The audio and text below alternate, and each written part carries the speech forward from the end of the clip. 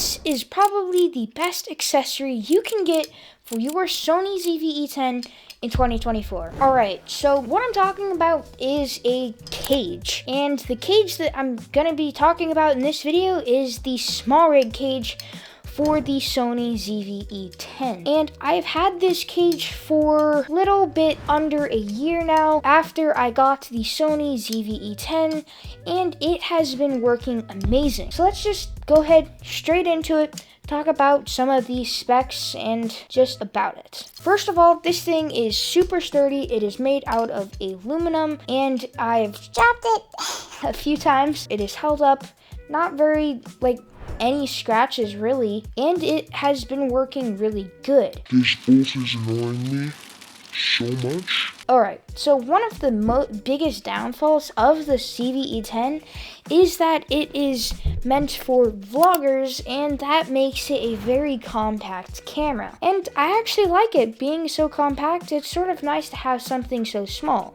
But with it being small, there are some downfalls, and one of those is that the grip is pretty bad and it's not very sticky, so you could drop it really easily, and you definitely don't want to drop your almost $1,000 camera.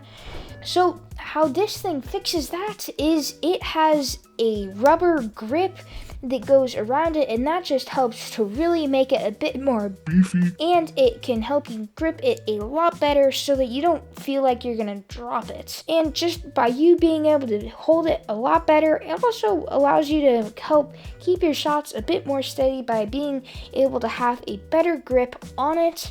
So that is a very big plus of this thing. And being a cage, it also has a ton of mounting points. So it has 1/4-20 screws, and it also has 1 3/8 screw at the very top, and it also has locating pins so that if you have something like this smallrig magic arm with locating pins, you can put it in here and it won't move side to side just like that. So that is some things that also, if you have a top handle or something with a 3/8 screw and it has locating pins, it has the option for that.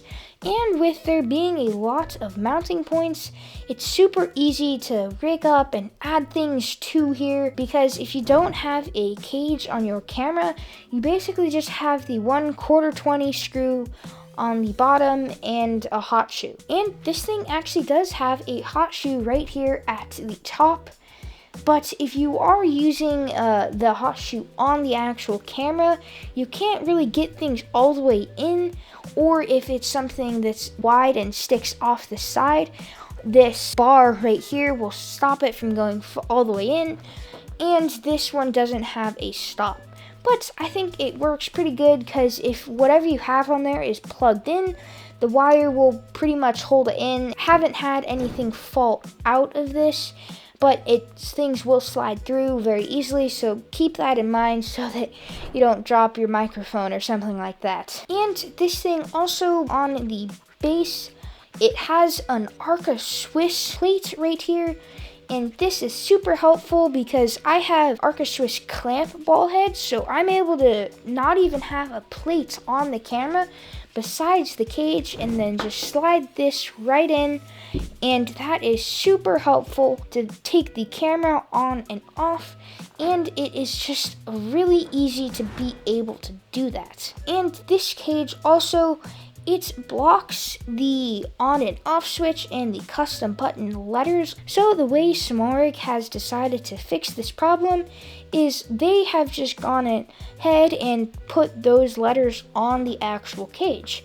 And they're pretty nice letters. They haven't gotten worn off yet, and they work pretty good. Now, this thing doesn't have any NATO rails on it or anything like that, so if you really want one of those, you're gonna have to buy it separately and just screw it onto the top or the side or something like that. And for mounting this on your camera, it comes with 2 mounting points, which is actually something that's pretty nice.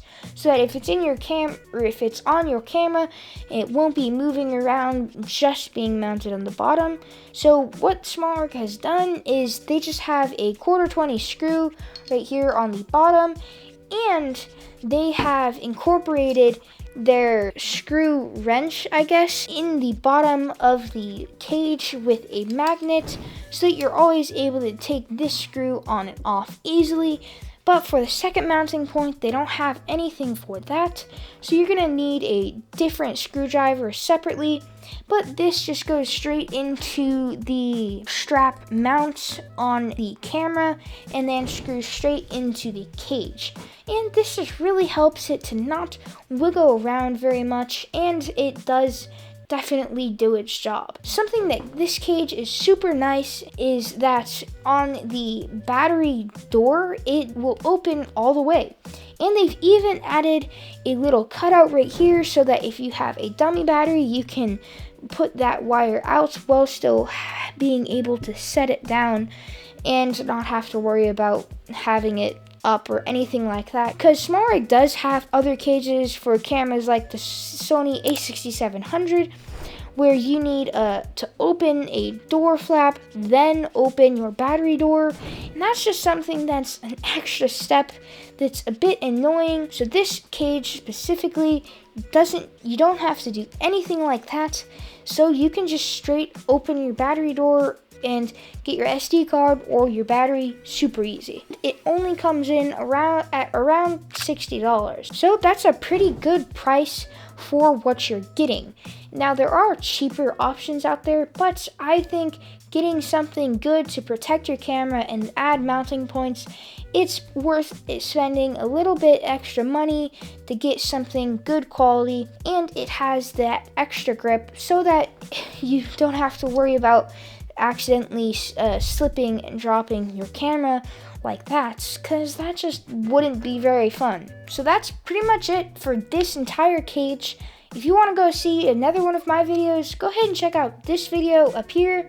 So I'll see you in the next one.